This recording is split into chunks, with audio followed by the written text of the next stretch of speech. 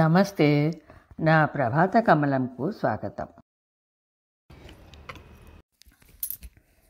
ఈరోజు మన ప్రభాత కమలంలో ఉషా తటవర్తి భారతి ప్రపంచ స్థాయి కథల పోటీలో ద్వితీయ బహుమతి పొందిన కథ ఆ ముగ్గురు రచయిత్రి శ్రీమతి మణి గోవిందరాజుల వారు రచించిన ఈ కథను స్వయంగా మనకు వినిపిస్తున్నారు. కథ వినబోయే ముందు రచయిత్రి పరిచయం తెలుసుకుందాము. దానికి ముందుగా ప్రపంచ స్థాయి కథల పోటీలో ద్వితీయ బహుమతి పొందిన మణి గోవిందరాజుల గారికి మీరు మరెన్నో ఇలాంటి మంచి కథలు వ్రాయాలని, బహుమతులు పొందాలని కోరుకుంటూ హృదయపూర్వక అభినందనలు అండి. ఇక రచయిత్రి మణి గోవిందరాజుల గారు వారి గురించి ఏం చెప్తున్నారు అంటే, 10 సంవత్సరాలుగా హైదరాబాదులో ఉంటున్నాము. మా వారు శ్రీ వెంకట నరసింహారావు గారు, అమ్మాయి శ్రావ్య, అల్లుడు ఉజ్వల్, మనవడు కియన్ లండన్లో ఉంటున్నారు. మా అబ్బాయి సాత్విక్ పోర్చుగల్లో ఉంటున్నాడు. చదవటం అంటే చాలా చాలా ఇష్టం. నేను 2వ తరగతి నుండి పుస్తకాలు చదువుతున్నాను. పొట్లాల పేపర్ని కూడా వదిలేదాన్ని కాదు. నా కథలు 60-70 వరకు వివిధ పత్రికలలో ప్రచురించబడ్డాయి. కథాకడలి వారు నిర్వహించిన పోటీలలో బహుమతి గెలుచుకోవటం జరిగింది. వారికి నా ధన్యవాదములు. తటవర్తి భారతి గారి స్మారకార్థ నిర్వహించిన పోటీలో నాకు ద్వితీయ బహుమతి ఇచ్చి నన్ను ప్రోత్సహించిన ఉషా యాజమాన్యానికి, నిర్వాహకులకు, న్యాయ నిర్ణేతలకు నా హృదయపూర్వక ధన్యవాదములు. తమ ఛానల్లో నా కథ వినిపిస్తున్న మాలా కుమార్ గారికి ప్రత్యేక ధన్యవాదములు. మణిగారు, మీ ధన్యవాదాలు, మీ కథలు అందుకున్నామండి. ఇంత మంచి కథను మన ఛానల్లో మీరు స్వయంగా వినిపించినందుకు మా ధన్యవాదాలు కూడా అందుకోండి. మరి కథకు తగినట్టుగా ఎడిటింగ్ చేసిన సుమచంద్రకు, కథను విని తమ స్పందనలు తెలియజేసిన వీక్షక మిత్రులకు ధన్యవాదములు. ఇక కథ విందాము పదండి.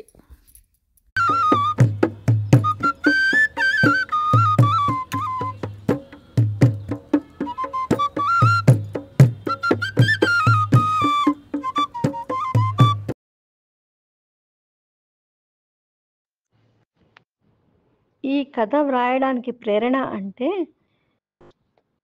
ఈ కథలో నేను ఒక చిత్రాన్ని గురించి ప్రస్తావించడం జరిగింది. ఎప్పుడో పేపర్లో చూశానో లేకపోతే ఎక్కడ చదివానో గుర్తులేదు, కానీ ఆ చిత్రాన్ని గురించి ప్రస్తావిస్తూ చాలా అద్భుతంగా చెప్పారు వాడు. ఆ చిత్రం చుట్టూ ఒక కథ అల్లుకుంటూ పాయింట్స్ రాసుకున్నాను, కానీ ఎక్కడ రాయాలో ఎవరికి పంపాలో అర్థం కాలేదు చాలా రోజులుగా. ఇంతలో ఉషా తటవర్తి వారు ఈ పోటీని ప్రకటించడము, దానికి పేజీ లిమిట్ లేకపోవడం వల్ల నేను ఈ కథ పూర్తిగా నాకు ఇష్టమైనట్లుగా నేను రాయగలిగాను. దానికి వారు బహుమతి ప్రకటించడం నాకు చాలా సంతోషంగా ఉన్నది. హైదరాబాదు నుండి విశాఖపట్నం వెళ్లే గోదావరి ఎక్స్ప్రెస్ మరికొద్ది సేపటిలో బయలుదేరడానికి సిద్ధంగా ఉన్నది. ఆదరాబాదరాగా స్టేషన్ లోపలికి వస్తున్న వాసు ఆ అనౌన్స్మెంట్ వినగానే పరుగున రైలు దగ్గరికి వెళ్ళసాగాడు. ఆ హడావుడిలో ఎదురుగా ఉన్నతన్ని చూసుకోకుండా డాష్ ఇచ్చాడు.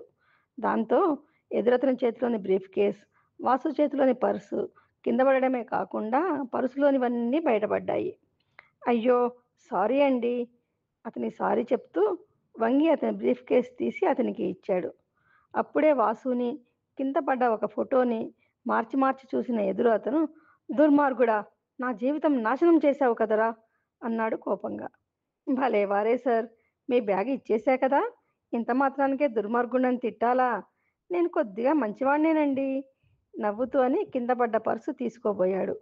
నువ్వే నువ్వే నా జీవితంలో సంతోషం లేకుండా చేశావు, వాసు చొక్కా పట్టుకొని అంటూ వాసుని గట్టిగా ఊపుతూనే చెయ్యెత్తాడు కొట్టడానికి. కానీ చెయ్యి చెంపను తాకేలోపే ఆ ఉద్వేగాన్ని తట్టుకోలేక కింద పడిపోయాడు. జరిగిన అవమానానికి నిర్ఘాంతపోయాడు వాసు. తనకసలు సంబంధమే లేని అతను తనను అలా తిట్టడమేమిటో, తనను కొట్టడానికి చెయ్యెత్తడమేమిటో అర్థం కాలేదు.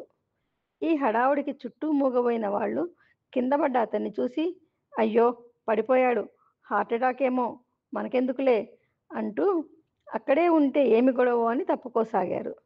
నిశ్చేష్టుడై నిల్చున్న వాసు ఒక్కసారిగా స్పృహలోకి వచ్చి, దయచేసి ఎవరన్నా సాయం చేయండి ప్లీజ్ అంటూనే అతన్ని లేపే ప్రయత్నం చేయసాగాడు. ఇంతలో ఎవరో దయామయులు సాయం చేయగా అతన్ని పట్టుకొని చిన్నగా బయటికి వచ్చారు. ఇంకెవరో అతని బ్యాగు కూడా తెచ్చి వీళ్ళెక్కబోతున్న ఆటోలో పెట్టారు. అందరూ వెళ్ళిపోగా ఆటోలో అతని తల ఒళ్ళో పెట్టుకొని కూర్చున్న వాసు, బాబు దగ్గరలో ఉన్న ఏదో ఒక హాస్పిటల్కు తీసుకెళ్ళు ప్లీజ్ అన్నాడు. హాస్పిటల్ ఎమర్జెన్సీకి వెళ్ళగానే అక్కడి స్టాఫ్ వెంటనే అటెండ్ అయ్యి స్ట్రెచర్ మీద లోపలికి తీసుకువెళుతూ, వివరాలు రిసెప్షన్లో ఇచ్చి ఫీజు కట్టండి అని చెప్పారు. తెల్లమొహం వేశాడు వాసు. తనకేమీ అతని గురించి తెలియదు కదా అని. అప్పుడు గుర్తొచ్చింది, అతని బ్రీఫ్ కేస్ తన దగ్గరే ఉన్నదని. ఓపెన్ చేస్తే వివరాలు తెలుస్తాయి కదా అని తెరిచాడు. ఆఫీస్ కాగితాలతో పాటు విజిటింగ్ కార్డ్స్, క్యాష్ 2000 కట్టలు 2, కార్డు మీద Shyam Sundar, manager, bank of Maharashtra అని ఉన్నది.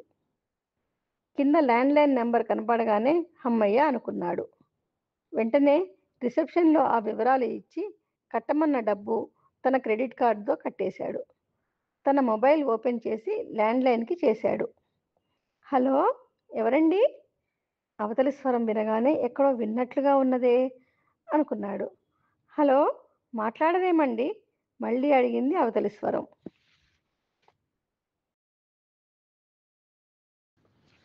ఏవో ఆత్మీయ స్వరాలు పంపిస్తున్నట్లుగా ఉన్న ఆ స్వరం వాసుని ఎక్కడికో తీసుకువెళ్ళింది. నా పేరు వాసు అండి.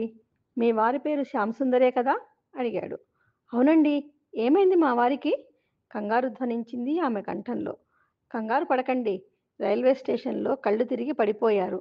తీసుకొచ్చి ఇక్కడ హాస్పిటల్లో జాయిన్ చేశాను. ట్రీట్మెంట్ జరుగుతున్నది. మీరు వస్తే మీకు అప్పగించి నేను వెళతాను.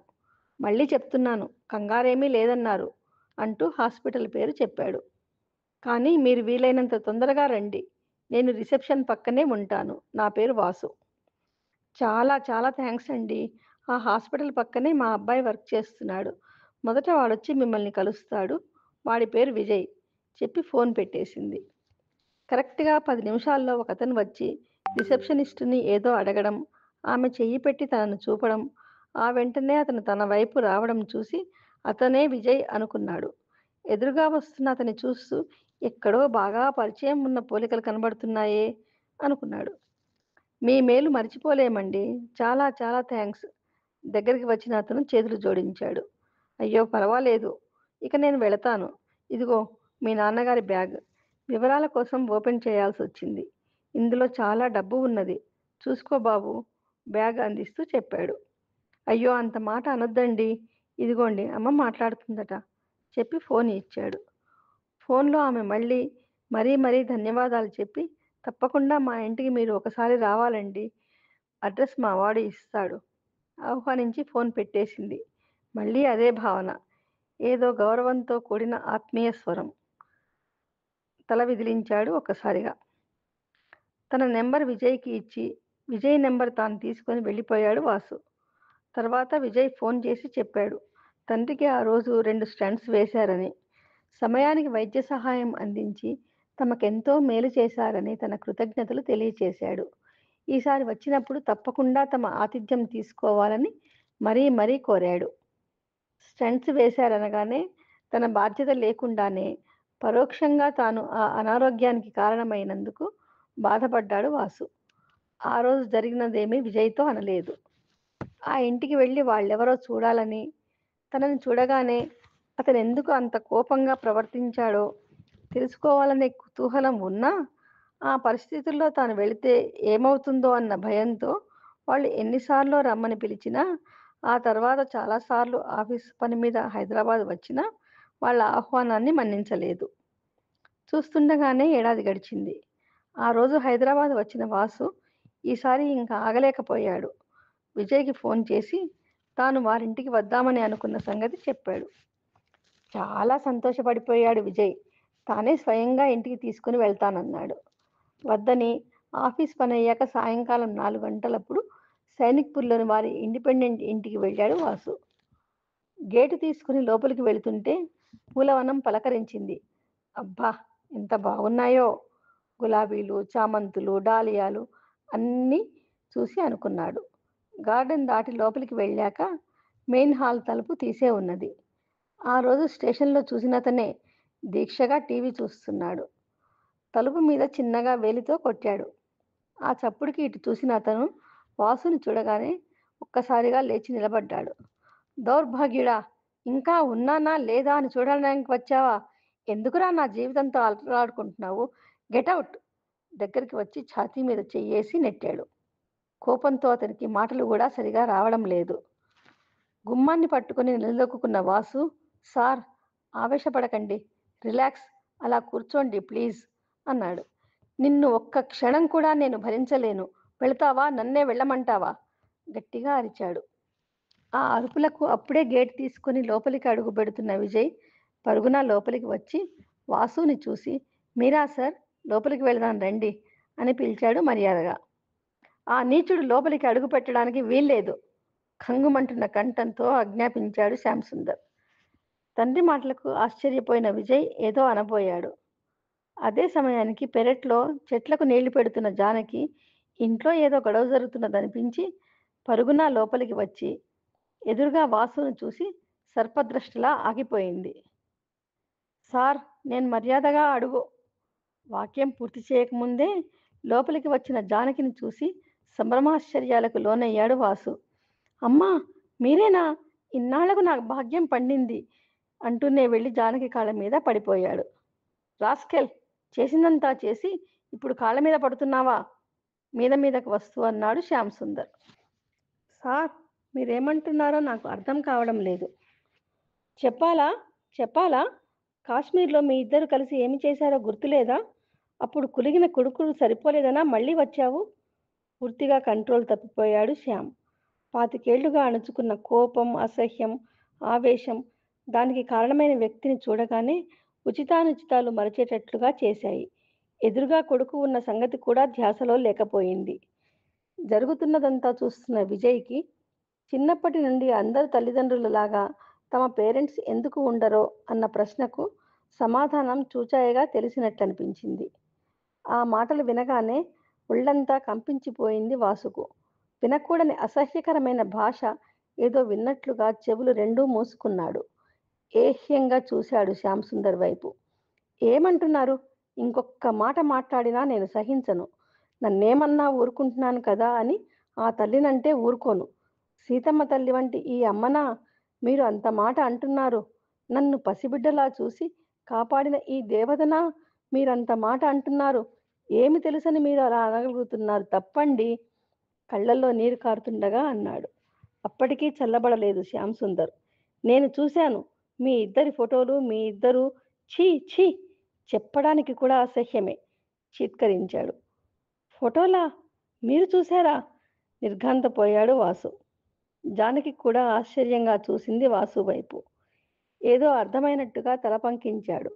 సార్, మీరు కూర్చోండి, నేను అన్నీ వివరంగా మీకు చెప్తాను అనునయంగా అంటూ అతన్ని కూర్చోబెట్టబోయాడు. ఖబర్దార్, డోంట్ టచ్ మీ. ఏదీ వినే అవసరం లేదు. First you get out from my house. ఈ క్షణమే నువ్వు వెళ్ళకపోతే నిన్నేమి చేస్తానో నాకే తెలీదు. ఎన్నో నిద్రలేని రాత్రుల ఫ్రస్ట్రేషన్ అంతా చూపిస్తూ అన్నాడు. వినాలి, మీరు అంతా వినాలి, ఆవేశంగా ముందుకు వచ్చింది జానకి. మీరు అడగని ప్రశ్నకు సమాధానమితడు. ఆ సమాధానం మీరు తెలుసుకుని తీరాలి. ఇన్నేళ్లుగా మీ మనసులో పేరుకున్న కుళ్ళు పోవాలంటే, ఇన్నేళ్లుగా నేను భరించలేకపోతున్న మీ దగ్గర నుండి వచ్చే ఆ దుర్వాసన పోవాలంటే మీరు విని తీరాలి.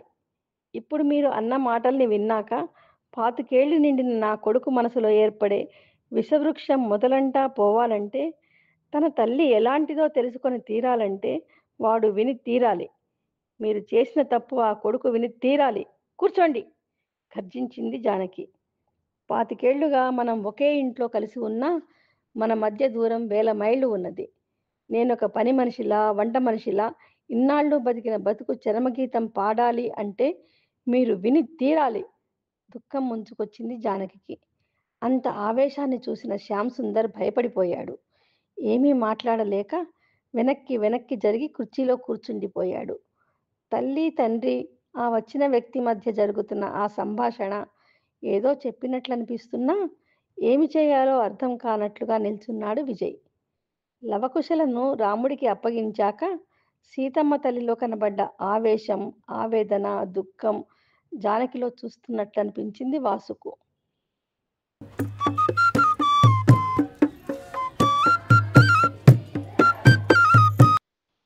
ఏమండి, మన స్థితి కూడా ఆలోచించుకోవాలి.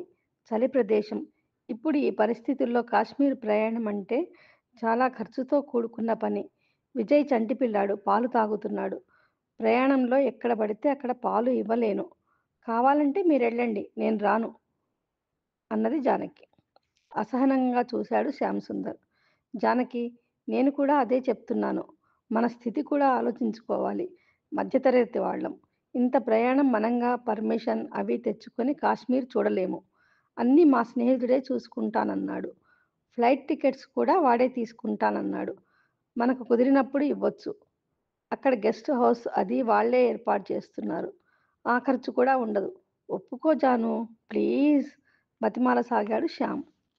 మధ్యతరగతి ఇళ్లల్లో ఒకరు ఖర్చు పెట్టేవారు ఉంటే తప్పనిసరిగా ఇంకోరు వెనక్కి లాగేవాళ్ళు ఉండాలి. లేదంటే ఆ సంసారం గుల్లే అని అమ్మ చెప్పిన మాట తూచా తప్పక పాటిస్తుంది జానకి. శ్యామసుందరం కాస్త ఖర్చు మనిషి. వెనక ముందు చూసుకోడు. అందుకే జానకి చాలా వరకు అతన్ని కంట్రోల్ చేస్తూ ఉంటుంది. అప్పుడప్పుడు అతి చాలా కోపం వస్తూ ఉంటుంది శ్యామ్కి. కాశ్మీర్ అందాలు చిన్నప్పటి నుండి సినిమాల్లో చూసి ఎప్పటికైనా ఆ అందాలు చూసి అనుభవించాలని ఒక కలగా పెట్టుకున్నాడు. అనుకోకుండా అది తీరే సమయం వచ్చేసరికి ఎక్కడా నిలవలేకపోతున్నాడు. బలవంతంగా జానకిని ఒప్పించే ప్రయత్నం చేస్తున్నాడు. ప్రయత్నం కాదు, ఏమైనా సరే ఒప్పుకోవాల్సిందే అనేశాడు ఆఖరుకు. ఇక చేసేదేమీ లేక ఒప్పుకున్నది. నెలల పిల్లాడు విజయ్తో బయలుదేరారు. మొత్తం 4 జంటలు. ఇంకా ఎవరికీ పిల్లలు లేరు. అందుకని విజయ్‌ని తెగ ముద్దు చేసేవారు. ఆహా! ఇది కదా ఎంజాయ్‌మెంట్ అంటే! అరేయ్! థాంక్స్ రా రామ్! నా కల నిజం చేశావు. హిమగిరి సొగసులు మురిపించెను మనసులు అని పాట పాడుకోవాలనిపిస్తున్నది. దిగిన గెస్ట్ హౌస్‌లో నుండి కాశ్మీరు అందాలను చూస్తూ మురిసిపోయాడు శ్యామ్. అప్పటిదాకా ఎందుకొచ్చామా అనుకుంటున్న జానకికి శ్యామ్ ఆనందం చూస్తుంటే పోనీలే, మంచి పనే చేశాము అని అనిపించింది. శ్యామ్ ఆనందం చూస్తూ తాను ఆనందపడింది. 2 రోజులు గడిచిపోయాయి. ఆ రోజు సైట్ సీయింగ్‌కి బయలుదేరారు. బాగా లోపలికి వెళ్తున్నాము, జాగ్రత్త అని అందరికీ చెప్పాడు రామ్. ఎటు చూసినా తెల్లని మంచు, కళ్ళు చెదిరిపోతున్నాయి. మల్లెపూలు గుట్టలుగా రాశిపోసినట్లుగా ఉన్నది. అందరూ చిన్నపిల్లలై మంచు ముద్దలు చేస్తూ ఒకరి మీద ఒకరు విసురుకుంటూ ఆడుకోసాగారు. పైకి లేచిన మంచు ముద్ద వాళ్ళ తలల మీద మల్లెపూల వానలా కురుస్తున్నది. జానకి చంటివాణ్ణి ఒళ్ళో పెట్టుకొని కారులోనే అద్దాలలో నుండి వాళ్ళ ఆనందాన్ని చూస్తున్నది. కొద్దిసేపయ్యాక రామ్ భార్య కీర్తన వచ్చి పిల్లాడిని తాను చూసుకుంటాను, జానకిని మంచులోకి వెళ్ళి ఎంజాయ్ చేయమన్నది. ఆడినంతసేపు ఆడిన జానకి ఫోటోలు తీసుకుంటూ ముందుకు వెళ్ళింది. ఫొటోస్ తీసుకుంటూ ముందుకు వెళుతున్న జానకికి అందర్నీ వదిలి ఎంత దూరం వచ్చిందో తెలియలేదు. ఇంతలో హఠాత్తుగా మంచు మీద కాలు వేసి జారి పడిపోయింది. అలా కొంత దూరం జారి నిలదొక్కుకొని లేచి నిల్చున్నది. ఎక్కడా కనుచూపు మేరలో ఎవ్వరూ కనపడడం లేదు. గుండె ఆగినంత పనైంది జానకికి. భయంతో ఏమండి, ఏమండి అని కేకలు పెడుతూ పరిగెత్తసాగింది. ఆ పరిగెత్తడంలో తన వాళ్ళున్న వైపుకు అపోజిట్ డైరెక్షన్‌లో వెళ్ళడంతో పూర్తిగా వారికి దూరమైపోయింది. ఎటు చూసినా ఎవ్వరూ కనపడడం లేదు. రాసులు పోసిన మంచు తప్ప. అప్పటి వరకు ఎంతో అందంగా కనపడిన ఆ మంచు ఇప్పుడు భయానకంగా ఉన్నది. చూస్తుండగానే మంచు తుఫాను ఏమో అన్నట్లుగా మంచు పెళ్ళలుగా విరిగి పడసాగింది. అప్పటి వరకు మల్లెపూలలా సుతారంగా కురిసిన మంచు మేఘాలు కింద పడ్డట్టుగా పడసాగాయి. 1000 తలల సర్పం పగబట్టి పడగ విప్పి నృత్యం చేస్తున్నట్లుగా ఉన్నది ఆ దృశ్యం. ఎక్కడో చదివింది. ఆ మంచులో కూరుకుపోతే ఇక బయటపడేది ఉండదని. జీవితం మీది ఆశతో అటూ ఇటూ అని కాకుండా ఎటు దారి దొరికితే అటు పరిగెత్తి పరిగెత్తి అలసిపోసాగింది. పడుతున్నది, లేస్తున్నది, మళ్ళీ పడుతున్నది. కొన్ని సమయాల్లో జారుతున్నది కూడా. చేతిలో ఉన్న కెమెరా ఎక్కడ జారిపోయిందో కూడా గమనించుకోలేదు. అలసట, ఆకలి, భయం, ప్రాణాల మీద తీపి కలగలుపుగా జానకి శక్తిని హరిస్తున్నాయి. ఆ సమయంలో ప్రాణభయం తప్ప ఇంకేదీ గుర్తుకు రావడం లేదు. ఇంకా అయిపోయింది నా జీవితం అనుకున్న సమయంలో అదృష్టవశాత్తు మిణుకు మిణుకుమంటూ కొంత దూరంలో చిన్న కాంతిపుంజం కనిపించింది. శక్తినంతా కూడగట్టుకొని అక్కడికి వెళ్ళింది. తలుపులు వేసి ఉన్నాయి. మామూలు సమయంలో పరాయి ఇంటికి వెళ్ళడానికి కూడా సంశయిస్తారు ఎవరైనా కానీ. అయితే జానకికి ఆ సమయంలో ఎవరో ఒకళ్ళు కనబడితే చాలు అన్నట్లుగా ఉన్నది. ఎవరండి లోపల? ప్లీజ్ ఓపెన్ ద డోర్ అంటూ గట్టిగా తలుపులను కొట్టబోయేసరికి వాటంతట అవే తెరుచుకున్నాయి. భయంగా లోపల అడుగుపెట్టింది. ఒక్కటే చెక్కల గది. దూరానికి చిన్నగా కనిపించిన లైట్ చాలా కాంతివంతమైనదే. లోపల ఎవరూ లేరు. ఎవరన్నా వస్తారేమో అని అటూ ఇటూ చూసింది. కానీ ఎవరూ రాలేదు. చలి కాస్త తగ్గింది. హమ్మయ్య అనుకుని తలుపులు వేసింది. ఫోటోలు తీసుకుంటూ బ్యాగును జందెంలాగా వేసుకోవడం వల్ల ఎక్కడా పడిపోలేదు. మెళ్ళో వేలాడుతున్న బ్యాగ్ తీసి పక్కన పడేసి గోడకు ఆనుకొని ముడుచుకొని కూర్చున్నది. జీన్స్ ప్యాంట్, కుర్తీ, పైన స్వెటర్ చలి నుండి కొద్దిగా రక్షణ కల్పిస్తున్నాయి. మడిచి బ్యాగులో పెట్టిన చున్నీ తీసి తల చుట్టూ కప్పుకున్నది. ఆర్మీ వాళ్ళ క్యాంపు హాలేమో అనుకున్నది చుట్టూ చూస్తూ. మొత్తం ఖాళీ రూమ్. లైట్ మాత్రం చక్కగా వెలుగుతూ ధైర్యాన్ని ఇస్తున్నది. ఇక్కడ ఈ రూమ్ ఎందుకు ఉన్నదో అనుకున్నా, సరే ఎందుకు ఉన్నా ఈ క్షణం తన ప్రాణాలు కాపాడింది అనుకుంది. అప్పటి వరకు ఉన్న భయం, చలి తగ్గేసరికి కొడుకు గుర్తొచ్చాడు. చేతికి ఉన్న వాచిలో సమయం చూసుకుందాము అనుకునేసరికి కనపడలేదు. ఎక్కడో పడిపోయినట్లుంది. బయట జరిగే బీభత్సానికి ఎప్పుడో ఈ చెక్కల ఇల్లు కూలిపోతుందేమో. అప్పుడు నేను ఇందులో కూరుకుపోతే కనీసం నా శవం కూడా దొరకదు వీళ్ళకి అనుకుంది దిగులుగా. సుమారు 4 గంటలు దాటి ఉంటుంది కదా. తాను తన వాళ్ళతో విడిపడి చంటివాడికి ఆఖరిగా పాలు పట్టి కనీసం 5 గంటలు దాటింది. కారు దిగే ముందు వాడు నిద్రపోతున్నాడు. ఆకలికి ఎంత అల్లాడిపోతున్నాడో చిన్ని తండ్రి.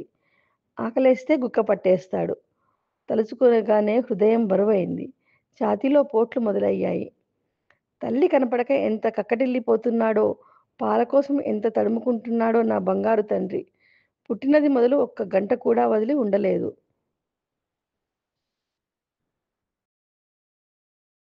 7 ఇక్కడికి వచ్చేటప్పుడు కూడా పిల్లవాణ్ణి అమ్మవాళ్ళ దగ్గర వదిలి వద్దాం అన్నాడు శ్యామ్. తానే ఒప్పుకోలేదు. తల్లిపాలు తాగే పిల్లాన్ని వదిలి రావడానికి మనసు సుతరాము ఒప్పుకోలేదు. కాశ్మీర్ వచ్చాక శ్యామ్ సంబరాన్ని చూసి మంచిదే అయింది రావడం అనుకున్న సంతోషం కాస్త వద్దంటున్నా తీసుకువచ్చాడని ఇప్పుడు కోపంగా మారింది. పాలు తాగే పసివాడు మదిలోకి రాగానే కోపం కాస్త ఏడుపుగా మారింది. మోకాళ్లలో తలదూర్చి పెద్దగా ఏడవసాగింది. ఎంతసేపు ఏడ్చిందో, ఎప్పుడు నిద్ర పట్టిందో. ఢమఢమా చప్పుళ్లకు ఉలిక్కిపడి లేచింది. ఒక్క క్షణం తానెక్కడున్నదో స్ఫురణకు రాలేదు. ఎవరో గట్టిగా అరుస్తూ తలుపులను దబదబా కొట్టసాగారు. ఆ స్వరాన్ని బట్టి మగవాడు అని అర్థం కాగానే తలుపు తీయడానికి భయపడింది. నిశ్శబ్దంగా అలాగే ఉండిపోయింది. అవతలి వాళ్ళు ప్లీజ్ తలుపు తీయండి, చలిని తట్టుకోలేకపోతున్నాను, ప్లీజ్ సేవ్ మీ అంటూ హిందీలో ఇంగ్లీష్లో ప్రాధేయపడసాగాడు. ఇక ఆగలేకపోయింది. ఎవరైనా కానీ తనలాంటి ఆపదే వాళ్లను చుట్టుముట్టింది అనుకుని గబాలన వెళ్ళి తలుపు తెరిచింది. తెరవడం ఆలస్యం. ఒక యువకుడు 25 ఏళ్ళు ఉంటాయేమో లోపలికి వస్తూనే స్పృహ తప్పినట్లుగా పడిపోయాడు. ఒక్క క్షణం అర్థం కాలేదు ఏమి చేయాలో. ఆ కాసేపట్లోనే తెరిచిన గుమ్మం నుండి భీకరమైన చలిగాలి ఝుయ్యమన్న శబ్దంతో లోపలికి వచ్చింది. అతనేమో గుమ్మానికి అడ్డంగా పడిపోయాడు. ఆ చలికి తట్టుకోలేక అతని దగ్గరకు వెళ్ళి లోపలికి వచ్చి తలుపేయండి అని గట్టిగా అరిచి చెప్పింది. కానీ అతనిలో చలనం లేదు. ఇంకొద్ది దగ్గరగా వెళ్ళి చూసింది. స్పృహ తప్పినట్లుగా ఉన్నా బాగా మూలుగుతున్నాడు. చలి క్షణ క్షణానికి ఎక్కువవుతున్నది. ఆపదలో ధైర్యం, బలం అవే వస్తాయేమో! అతని 2 భుజాల కింద చేతులు పెట్టి లోపలికి లాగి, తలుపేసి ఆయాసపడుతూ కళ్ళు మూసుకొని కూర్చుండిపోయింది. అతని నుండి ప్రమాదం ఏమీ లేదని అర్థమయ్యాక రిలాక్స్ అయ్యింది. అప్పుడు ఆకలి గుర్తొచ్చి బ్యాగ్ ఓపెన్ చేస్తే ఖాళీ లేస్ ప్యాకెట్ వెక్కిరిచ్చింది. ఇంకా లోపలికి చూస్తే 4 బిస్కెట్స్ కనపడ్డాయి. 2 తాను తిని, 2 ఆ అబ్బాయి లేచినప్పుడు పెడదాంలే అని కళ్ళు మూసుకున్నది. ఏమి చేస్తున్నా కొడుకు మనసును అతలాకుతలం చేస్తున్నాడు. మాగన్నుగా నిద్ర పడుతుండగా అమ్మా! కొడుకు అమ్మా అన్నట్లుగా అనిపించి ఉలిక్కిపడి కళ్ళు తెరిచింది. మూలుగుతున్నాడు అతను. పొట్ట దగ్గరికి కాళ్ళు తెచ్చుకొని, కడుపు చేత్తో పట్టుకొని ఆకలి, అబ్బా! నొప్పి అంటున్నాడు. తన దగ్గర ఉన్న బిస్కెట్స్ తీసుకెళ్ళి నోటి దగ్గర పెట్టింది. అలానే పడిపోయాడు కానీ నోరు తెరవలేదు. ఏం చెయ్యాలో అర్థం కాలేదు. కానీ మూలుగుతూనే ఉన్నాడు. అప్పుడు చూసింది. తల వెనక పగిలిందేమో రక్తం కారుతున్నది. మంకీ క్యాప్ ఉండడంతో మొదలు కనపడలేదు. అయ్యో పాపం! అనుకొని క్యాప్ తీసేసి తన బ్యాగులో ఎప్పుడూ ఉంచుకునే బోరోప్లస్ రాసింది. ఆ తర్వాత తన చున్నీ బిగించి కట్టింది. ఆకలంటున్నాడే పాపం! అనుకుని తన పిల్లాడి కోసం పెట్టుకున్న పాల సీసా తీసి చూసింది. చుక్కలేవు అందులో. అతను మటుకు మూలుగుతూనే మెలికలు తిరుగుతున్నాడు. చిన్నప్పుడు డొక్కల్లో నొప్పి అనగానే ఆకలేస్తుందేమో కన్నా ఏదన్నా తిను అనేది అమ్మ. ఇతనికి ఆకలి వేస్తున్నదేమో పాపం. అతన్ని నిశితంగా గమనించింది. తనకంటే ఎక్కువసేపు ఉన్నాడేమో. మంచులో వణికిపోతున్నాడు. ఆకలికి, చలికి వణికిపోతున్న అతన్ని చూస్తుంటే జాలి వేస్తున్నది. కానీ ఈ పరిస్థితుల్లో తానేమి చేయగలదు? స్పృహలో ఉంటే ఆ ఒక్క ముక్క తినేవాడేమో. తనకు కూడా ఆకలి వేస్తున్నా స్త్రీలకు సహజంగా ఉండే ఆకలిని తట్టుకునే స్వభావం వల్ల అది బాధించడం లేదు. అమ్మా! అని ఆ యువకుడు మూలుగుతున్నప్పుడల్లా బిడ్డడు పిలుస్తున్నట్లే అనిపించి మాతృత్వ భావనతో ఏదో పొంగుతున్నది. అప్పటికి బిడ్డను వదిలి 10 గంటలు దాటింది ఏమో. ఛాతీలో సలపరం మొదలైంది. కుర్తీ ఛాతీ భాగం అంతా తడిసిపోయింది. అంతకంతకు ఆ యువకుడి అరుపులు ఎక్కువ అయ్యాయి. అసలే తుఫాను హోరు తోచనివ్వడం లేదు. దానికి తోడు ఆ యువకుడి అరుపులు భయం కొలుపుతున్నాయి. అమ్మో! ఇప్పుడితనికి ఏమన్నా అయితే? ఆ ఆలోచనే గుండెదడ పుట్టించింది. సినిమాల్లో చూసింది గుర్తొచ్చింది.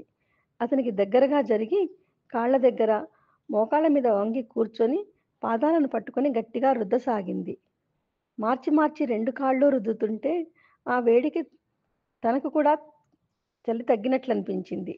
అటు పక్కకి తిప్పి వీపు రుద్దింది. చెంపల మీద మసాజ్‌లాగా చేసింది. తనకు తోచినవన్నీ చేస్తున్నదే కానీ, రొమ్ములో సలపరం ఎక్కువయ్యి కొద్దిగా కూడా తనని కదలనివ్వడం లేదు. అయ్యో భగవంతుడా! ఏమిటీ పరీక్ష? అక్కడ తన కొడుకు పాల కోసం అల్లాడుతూ ఉండి ఉంటాడు. ఇక్కడ ఇంకో కొడుకు ఆకలికి అల్లాడుతున్నాడు. తనలో ఉత్పన్నమయ్యే పాలు ఎవరికీ ఉపయోగపడక తనను ఇబ్బంది పెడుతున్నాయి. ఎంత పరీక్ష పెట్టావయ్యా దేవుడా! బాధపడసాగింది. పాలు పిండేస్తేనన్నా ఈ బాధ తగ్గుతుందేమో అనిపించింది. హఠాత్తుగా ఎక్కడో చదివిన కథ, చిత్రకారుడు చిత్రించిన ఆ కథ తాలూకు చిత్రం గుర్తొచ్చాయి. తప్పేమీ లేకపోయినా జైల్లో కఠిన శిక్ష అమలు చేయబడుతున్న తండ్రికి తనకు పుట్టిన బిడ్డను చూపటానికి ఎన్నోసార్లు ప్రాధేయపడ్డాక అనుమతిని ఇస్తారు అధికారులు. కానీ తండ్రి కోసం తెచ్చిన ఆహారం లోపలికి తీసుకెళ్ళడానికి మాత్రం అనుమతిని ఇవ్వక ఆ ఆహారాన్ని పారవేస్తారు వాళ్ళు. మనవడిని చూసిన ఆ తండ్రి ఎంతో సంతోషిస్తాడు. ఎముకలు తేలి కళ్ళు లోపలికి పోయి అస్థిపంజరంలా ఉన్న ఆ తండ్రి, అమ్మా! బాగా ఆకలిగా ఉన్నది. చాలా రోజులుగా నాకు వీడు ఏమీ పెట్టడం లేదు. ఏమన్నా తెచ్చావా నా కోసం? అని ఆశగా అడిగాడు. తన నిస్సహాయతకు దుఃఖం వస్తుంది ఆ అమ్మాయికి. నాన్నా! నేనే నీ అమ్మననుకో. దా నా పక్కన కూర్చో. ఎదనిండా పాలున్నాయి. కడుపారా తాగు తండ్రి అంటూ కొండంత ప్రేమగా తండ్రిని దగ్గరగా తీసుకొని స్తన్యాన్ని ఇచ్చింది. ఇంతలో బిడ్డడు ఏడుపు మొదలుపెట్టబోయాడు. ఆ ఏడుపుకు అధికారులు ఎక్కడ వస్తారో అన్న భయంతో రెండో వైపు కొడుక్కు ఇచ్చింది. మూసుకున్న కళ్ళ వెంట కన్నీరు కారుతుండగా కథ మొత్తం భావాన్ని ఎంతో అద్భుతంగా చిత్రించాడు చిత్రకారుడు. అది గుర్తుకు రాగానే ఏదో ఆలోచన వచ్చినట్లయింది. బ్యాగులో పాల సీసా తీసి గోడవైపు తిరిగి దాని నిండా పాలు తీసింది. స్త్రీలకు అది బై డిఫాల్ట్ చర్య. ఎవరూ లేకున్నా ఏదో ఒకవైపు దాపు చూసుకోవడం. అయినా కూడా అసలు అక్కడ యవ్వనంలో ఉన్న యువకుడు ఉన్నాడనే ఆలోచన కూడా మనసులోకి రావడం లేదు. కొడుకు నింపాలనే ఆతృత తప్ప. ఆ ఉన్న ఒక్క బిస్కెట్‌ని పొడి చేసి ఆ పాలల్లో కలిపింది. పీక కన్నం పెద్దది చేసింది. ఆ యువకుడి తల కొద్దిగా ఎత్తి బలవంతాన నోరు విడదీసి ఆ సీసా నోట్లో పెట్టింది. పాల రుచి నోటికి తగలగానే పొత్తిళ్లల్లో దాగిన తల్లి స్పర్శ గుర్తొచ్చిందేమో. తల అటూ ఇటూ తిప్పుతున్నవాడల్లా ఆబగా ఆ పాలన్నీ తాగేశాడు. సీసా బయటికి తీసి అచ్చం కొడుకు పెదవులు తుడిచినట్లే వేలితో తుడిచింది. కడుపు నిండి ఒంటికి వెచ్చదనం రావడం వల్ల ఏమో ఇక ఎటూ కదలక హాయిగా నిద్రపోయాడు. బిడ్డ కడుపు నిండితే తల్లి కడుపు నిండినట్లే కదా. ఓట్లు కూడా తగ్గాయి. జానకి కూడా నిద్ర పట్టేసింది. అమ్మా అమ్మా పిలుపుకి మెలకువ వచ్చింది జానకికి. రాత్రి యువకుడే జానకిని లేపుతున్నాడు. ఒక్క క్షణం ఎక్కడున్నానా అనుకొని తటాలున రాత్రి జరిగినదంతా గుర్తొచ్చింది. ఇప్పుడు ఒక యువకుడితో తాను ఉన్నా అన్న స్పృహ కలిగి అతను ఎలాంటివాడో అన్న భయం మొదలయ్యింది. ఆకలిగొన్న మృగాల రాజ్యం ఎవరికి ఏ ఆలోచన తెస్తుందో అన్న ఆలోచన ఆ క్షణంలో కలిగాయి జానకికి. అమ్మా తెల్లవారింది, లేవండి, మనం బయటకు వెళ్తే ఎవరన్నా రెస్క్యూ టీం వాళ్ళు కనబడతారు. అతని వినయపూర్వక మాటలు విన్నాక ధైర్యం కలిగింది జానకికి. బయటకు చూసింది. రాత్రివేళ ఉత్పాతాన్ని సృష్టించిన మంచు కనిపించినంత మేర తెల్ల తివాచీ పరిచినట్లుగా ఉన్నది. పార్వతీ పరమేశ్వరుల కళ్యాణానికి ఆహ్వానం పలుకుతున్నట్లుగా హిమగిరి సొగసులను పంచుతున్నది. సడన్గా అతను వెనక్కి తిరిగి జానకి కాళ్లకు దండం పెట్టాడు. అమ్మా మీ అడ్రస్ ఇవ్వండి ప్లీజ్, ప్రాధేయపూర్వకంగా అడిగాడు. అతనికి అర్థమైందని, ఏదో లీలగా తెలిసింది అని. వద్దు, మధ్యతరగతి వాళ్ళం, నన్ను ఇక్కడ ఎక్కడా కూడా కలవడానికి ప్రయత్నించవద్దు అని తలుపు తీసి బయటికి నడిచింది. నిన్నటి తుఫాన్ అంతా తగ్గి ఏమీ జరగనట్లే ఉన్నది వాతావరణం. నిన్నటి అలసట ఇవాళ బాగా తెలుస్తున్నది. అడుగు తీసి అడుగు వేయలేనట్లుగా ఉన్నది. కొన్నిసార్లు జారి పడపోతుంటే ఆ యువకుడే ఆసరా ఇచ్చి పట్టుకొని నడిపించాడు. చాలా దూరం నడిచారు. ఎంతసేపు గడిచిందో. ఇక పడిపోయే స్థితిలో రెస్క్యూ టీం వాళ్ళు కనపడ్డారు. వాళ్ళు క్షేమంగా గెస్ట్ హౌస్కి చేర్చి వివరాలు కనుక్కొని అప్పగించిపోయారు. కొడుకును చూడగానే అప్పటిదాకా నిబ్బరంగా ఉన్నదల్లా వాళ్ళను దగ్గరకు తీసుకొని బిగ్గరగా ఏడ్చింది. ట్రాన్స్లో ఉన్నట్లు చెప్పుకుపోయింది జానకి. ఎప్పుడు వచ్చారో. వాసు జానకి కాళ్ళ దగ్గర కూర్చుని ఉన్నాడు. విజయ్ తల్లిని పొదివి పట్టుకొని ఉన్నాడు. ఇద్దరి కళ్ళల్లో నుండి ధారాపాతంగా కన్నీరు జాలువారుతున్నది. ఆ రోజు ఇది జరిగింది. మీకు ఇదంతా ముందే ఎందుకు చెప్పలేదంటారేమో. మీ ఫ్రెండ్స్తో మాట్లాడినా అనుమానపడే మీరు, ఇంటికి ఎలక్ట్రీషియన్ వచ్చినా నాకు కాపలా కూర్చునే మీరు, ఒక 10 నిమిషాలు ఇంటికి రావడం ఆలస్యమైతే ఎవరితో కులికి వచ్చావు అని అడిగే మీరు, నేను ఒక యువకుడితో రాత్రంతా ఉన్నానంటే ఎలా ఫీల్ అవుతారో అని చెప్పలేదు. చెప్పలేదు కాబట్టే ఆ రోజు తిరిగి వచ్చిన నన్ను ఆప్యాయంగా దగ్గరకు తీసుకున్నారు. పెళ్ళి అయిన కొత్తల్లోనే మీ స్వభావం అర్థమైంది. కానీ అనుమానిస్తున్నారు అన్న ఒక్క కారణం తప్ప మిగతా విషయాల్లో మా ఆయన బంగారం అనుకునే మామూలు ఆడదాన్ని నేను. పైగా ప్రేమ ఉన్న చోటనే అనుమానం ఉంటుంది అని సర్దుకునే మధ్యతరగతి దాన్ని. అందుకే ఈ రోజుల్లోలా విడాకుల దాకా పోలేదు మన కాపురం. కాశ్మీరు నుండి వచ్చాక నెల రోజులు బాగున్నారు మీరు. కానీ ఆ తర్వాత నన్ను రకరకాలుగా అనుమానించడం, అవమానించడం మొదలుపెట్టారు. మీకు అవసరమైతే తప్ప నాతో మాటలు మానేశారు. నేను ఏమి చెప్పబోయినా వినడం మానేశారు. ఎన్నిసార్లు బతిమాలి ఉంటాను ఏమి జరిగిందో చెప్పమని. మీ చూపుల్లో కనబడే అసహ్యాన్ని, చీత్కారాన్ని తట్టుకుంటూ ఏమి జరిగిందో అర్థం గాక జీవోత్సవంలా ఎందుకు బతికున్నానో తెలుసా? నా కన్న కొడుకు కోసం. సగటు ఆడదాన్ని కదా, పైకి బ్రహ్మాండంగా కనపడాలి లోకానికి. కానీ ఒక్కటి, నన్ను అన్నన్ని మాటలంటూ మీరు హాయిగా ఉన్నారని నేను అనుకోను. నాకు శిక్ష విధిస్తున్నాను అనుకొని మీకు మీరే శిక్ష విధించుకున్నారు. అందుకే మీరంటే జాలి నాకు. ఆగింది జానకి. మోకాళ్ళ మీద ఉన్న చేతుల్లో తలదాల్చుకొని కూర్చున్నాడు శ్యామ్. నమ్మకం, అపనమ్మకముల మధ్య కొట్టుమిట్టాడుతున్నది మనసు. ఆ రోజు నువ్వు వెళ్ళగానే కొద్దిసేపటికే తుఫాన్ హెచ్చరిక చేస్తూ ఆర్మీ వాళ్ళు వచ్చారు చెప్పసాగాడు శ్యామ్.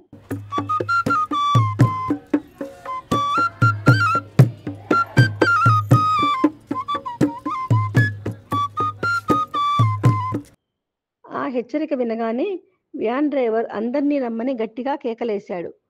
హే గైస్, కమ్ బ్యాక్! అందర్నీ పిలుస్తున్న రామ్, అరే శ్యామ్, జానకి ఎదిరా కనబడడం లేదు, చూడు ఎక్కడుందో చెప్తుండగానే మంచు పెళ్ళలు పెళ్ళలుగా కూలడం మొదలైంది. విపరీతమైన గాలికి లేచిన మంచు ముందున్న దాన్ని కనబడనీయడం లేదు. అందరూ గాబరాగా తమ వెహికల్ దగ్గరికి పరుగు తీశారు. కారెక్కాక చూసుకుంటే పిల్లవాడితో కీర్తన ఉన్నది కానీ జానకి లేదు. అరేయ్, నా జానకిరా! డ్రైవర్ తేడా రుకో! డ్రైవర్ దగ్గరికి వెళ్ళి గట్టిగా కేకలు పెట్టాడు శ్యామ్.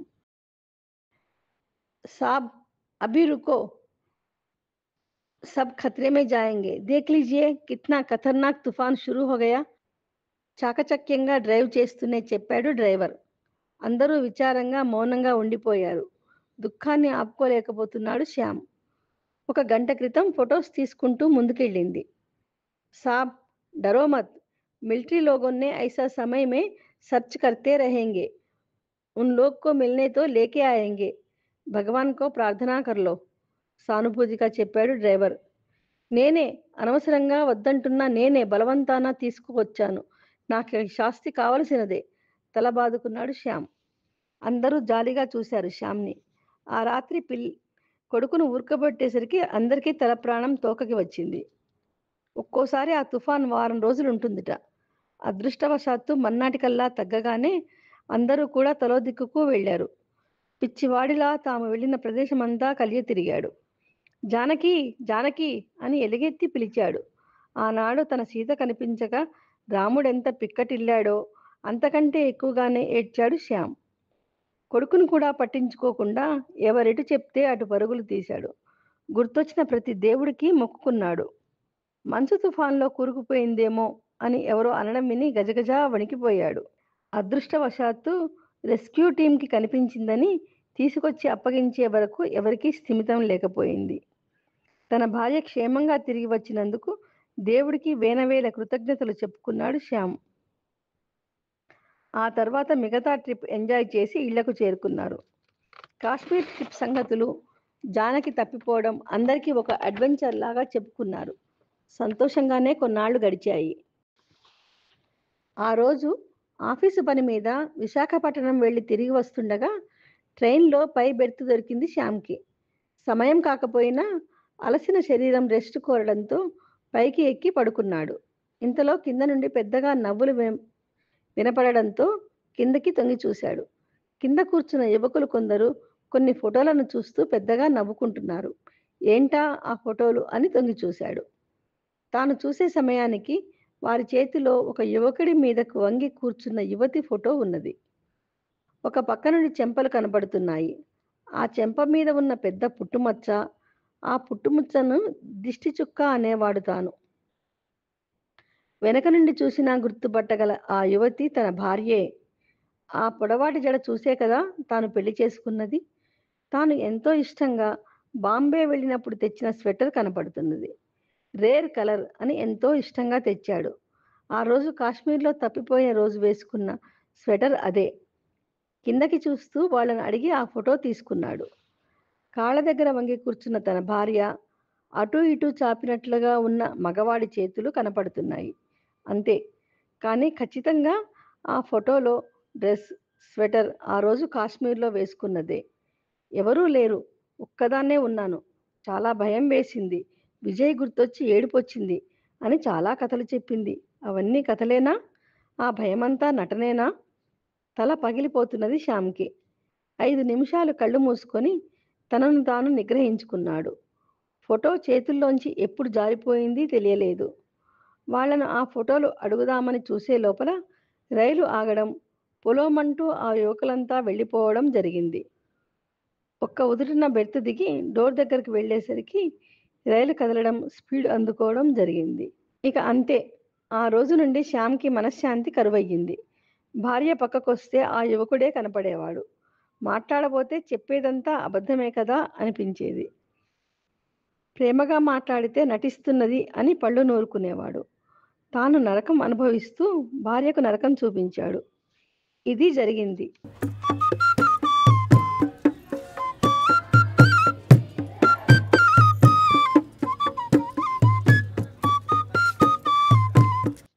ఈరోజు నీ పర్సులో నా భార్య ఫోటో చూడగానే ఆ యువకుడివి నువ్వే అని అర్థమైంది. నిన్ను చంపాలన్నంత కోపం వచ్చింది. ముగించాడు శ్యామ్. అయ్యో!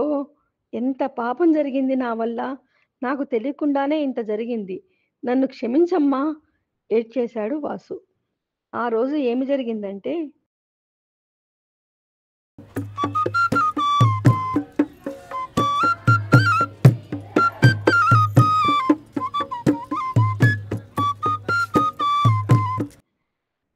ఒక్కడే కాశ్మీర్ విహారయాత్రకు వచ్చిన వాసుకి ప్రకృతి ఫోటోలు తీయడం అంటే చాలా సరదా.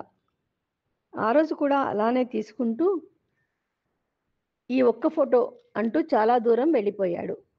దారి తప్పాడు. అదంతా ఆర్మీ ఏరియా. పర్మిషన్ తీసుకొని మరీ ఒంటరిగా కెమెరా పట్టుకొని తిరగసాగాడు. అక్కడోటి, అక్కడోటి ఆర్మీ వెహికల్స్ తప్ప ఏమీ కనపడటం లేదు. అప్పటికి ఆర్మీ వాళ్ళు వెళ్ళిపో అని హెచ్చరించారు. వాళ్ళకు కనపడకుండా తిరుగుతూ కాలు మెలికపడి కింద పడటంలో ఏదో రాయి లాంటిది తలకు కొట్టుకొని స్పృహ తప్పి పడిపోయాడు. అలా ఎంతసేపు ఉన్నాడో విపరీతమైన చలికి మెలకువ వచ్చింది. చొక్కా మీదకు కారిన రక్తం గడ్డగట్టింది. తల పగిలిపోతున్నది. సమయం ఎంత అయిందా అని చూస్తే డేట్ మారిందని తెలిసింది.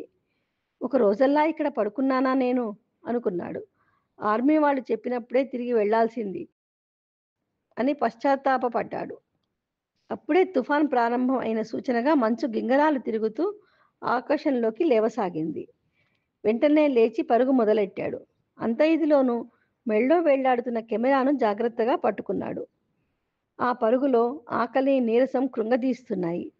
పట్టుదలగా ఎవరో ఒకరు కనపడకపోతారా అని చూస్తుండగా దూరంగా లైట్ కనబడి బతుకు మీద ఆశను పెంచింది.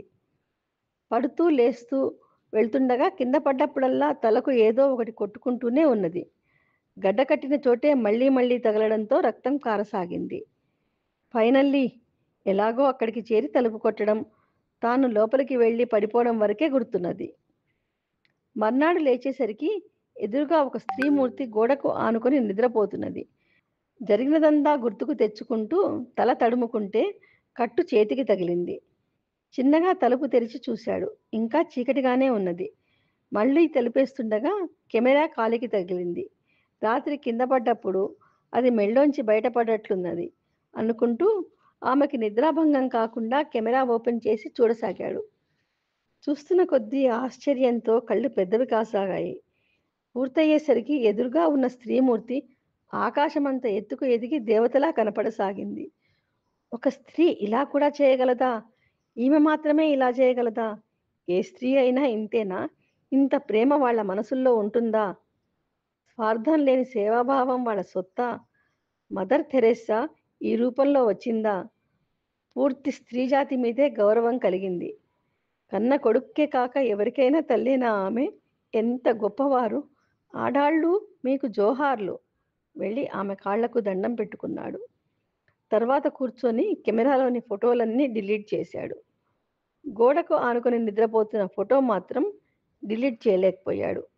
ఇంతలో బాగా వెలుతురు వచ్చి వాతావరణం ప్రశాంతంగా కనపడసాగింది. అమ్మా! అమ్మా! దగ్గరకు వెళ్ళి పిలిచాడు. అమ్మా! తెల్లవారింది. లేవండి. మనం బయటకు వెళ్తే ఎవరన్నా రెస్క్యూ టీం వాళ్ళు కనపడతారు అన్నాడు వాసు. ఆ మహిళ లేచి మౌనంగా అతన్ని అనుసరించింది. సడన్‌గా ఏదో తోచి వాసు వెనక్కి తిరిగి జానకి కాళ్ళకి దండం పెట్టాడు. అమ్మా! మీ అడ్రస్ ఇవ్వండి ప్లీజ్ ప్రాధేయపూర్వకంగా అడిగాడు. వద్దు. మధ్యతరగతి వాళ్ళం. నన్ను ఇక్కడ ఎక్కడా కలవడానికి కూడా ప్రయత్నించవద్దు అని తలుపు తీసి బయటికి నడిచింది. పడుతూ లేస్తూ ఆమె నడుస్తుంటే వాసుకి చాలా బాధ అనిపించింది. కొన్ని చోట్ల పట్టుకుని నడిపించాడు. నిన్నటి రోజున ఎలా పరిగెత్తారో కానీ ఈరోజు అడుగు తీసి అడుగు వేయడానికే తనకే కష్టంగా ఉంటే ఆమెకి ఎలా ఉందో పాపం అనుకున్నాడు. దాదాపు 5, 6 గంటల వెతుకులాట తర్వాత రెస్క్యూ టీం వాళ్ళు కనపడ్డారు. మొదలు నన్ను దింపాకనే తనని దింపమని ఆమె అడిగింది. అది జరిగింది. ఆ రోజు కెమెరా కింద పడ్డప్పుడు ఆన్ అవ్వడం వల్ల ఆ రోజు జరిగినదంతా నిశ్శబ్దంగా ఫోటోలు తీసింది. High end camera. మంచి లైటింగ్ ఉండడంతో ఫోటోలు చాలా క్లారిటీగా వచ్చాయి. అన్నీ తీశాను అనుకున్నాను. మీరు చూసిన ఫోటో షఫుల్ అయ్యి వెనక్కి వెళ్ళడం వల్ల నాకు కనపడలేదు. మా ఫ్రెండ్ అడిగితే నా కెమెరా వాడికి ఇచ్చాను. వాడు తీసుకున్న ప్రింట్స్‌లో ఆ ఫోటో కూడా వచ్చింది. ఆ రోజే నేను వాడి దగ్గర నుండి ఆ ఫోటో తీసుకొని చింపేశాను. ఈ ఫోటో మటుకు లలితమ్మ వారి ఫోటోలాగానే పెట్టుకొని తిరుగుతున్నాను. త్రిమూర్తులకు పాలు పట్టిన అనసూయామాత ఈమె. ఈమెనా మీరు అనుమానించి జీవితం పాడు చేసుకున్నారు? అమ్మా! నన్ను క్షమించు. ఏ విధంగా నేను చేసిన తప్పు దిద్దుకోగలను? ఆ సంఘటన తర్వాత నాకు స్త్రీ జాతి మీద పెరిగిన గౌరవంతో ప్రతి స్త్రీలోనూ దేవతనే చూస్తున్నాను. కానీ ఏమి చేసి నేను ఈ అపరాధం నుండి ముక్తి పొందగలను? అయ్యో! ఎంత పని జరిగింది. బాధపడసాగాడు వాసు. ఒక విధంగా నువ్వు స్టేషన్‌లో మా వారికి కలిసి నాకు చాలా మేలు చేశావు. నా మీద పొసెసివ్ నేచర్‌తో ఉన్న వారికి చెప్పకపోతే తెలీదనుకున్నానే కానీ, కథ ఇలా మలుపు తిరుగుతుందనుకోలేదు. అంతా విధివ్రాత. కొన్నిటికి కారణాలుండవు. ఇందులో నీ తప్పేమీ లేదు. ఒకే సంఘటన ఒకరికి స్త్రీ మీద గౌరవం పోగొడితే, ఇంకొకరికి గౌరవాన్ని పెంచింది. చిత్రంగా లేదు? శుష్కహాసం చేసింది జానకి. విజయ్‌కి అంతా కలలా ఉన్నది. తన తల్లిని చూస్తున్న కొద్దీ గర్వంగా ఉన్నది. ఇన్నాళ్ల నుండి మనసులో రేగే అగ్నిలాంటి బాధను ఉంచుకొని శాంతమూర్తిలా ఎలా ఉండగలిగింది? తనని ఎంత చక్కగా పెంచింది? తండ్రిని చూస్తుంటే అసహ్యించుకోవాలో, జాలిపడాలో అర్థం కావడం లేదు. జాలే పడు విజయ్. ఆల్రెడీ శిక్ష అనుభవించారు. ఆశ్చర్యంగా చూశాడు తల్లిని. ఇంతలో నన్ను క్షమించు జానకి. మగవాణ్ణి అనిపించుకున్నాను. నువ్వు ఏ శిక్ష విధించినా నేను సిద్ధంగా ఉన్నాను అన్నాడు శ్యామ్. ఇప్పటికిప్పుడు క్షమించు అనగానే ఇన్నాళ్ల వేదనను, నిద్రలేని రాత్రులను నేను మర్చిపోలేను కదా! జీవితం ఇన్నాళ్ళు ఎలా ఉన్నదో ఇప్పుడు అలానే ఉంటుంది. అన్నిటికీ కాలమే మందు చెప్పింది జానకి. మరి కాలమే జానకి బాధాతప్త హృదయానికి నవనీతం పూయాలి. మనం కూడా వేచి చూద్దాం ఫ్రెండ్స్. శుభం. ఇదండి మణి గోవిందరాజులు గారి ప్రపంచ స్థాయి కథల పోటీలో ద్వితీయ బహుమతి పొందిన ఆ ముగ్గురు కథ. కథ పెద్దగా ఉందని 2 భాగాలుగా వినిపిద్దామనుకున్నాము. కానీ మణిగారు వినిపిస్తుంటే ఆ కథలో లీనమై అలా వింటూ ఉండిపోయాను. ఆ కథను చాలా ఆస్వాదించాను. మీరు ఆ అనుభూతిని పొంది ఆనందించాలని మధ్యలో ఆపేసి 2 భాగాలు చేయలేదు. మీరు కూడా విని మీ స్పందనలు తెలుపుతారని ఆశిస్తున్నాము. ముందస్తుగా ధన్యవాదాలు. ఇంత మంచి కథను చక్కని మాడ్యులేషన్తో వినిపించిన మణికి, కథకు తగిన చిత్రాలతో బహుసుందరంగా ఎడిటింగ్ చేసిన సుమకు, వీక్షక మిత్రులకు ధన్యవాదాలు. వచ్చే వారం మరో మంచి కథతోనూ కబుర్తోనూ కలుసుకుందాం. అందాక సెలవా మరి. నమస్తే. మీ మాల.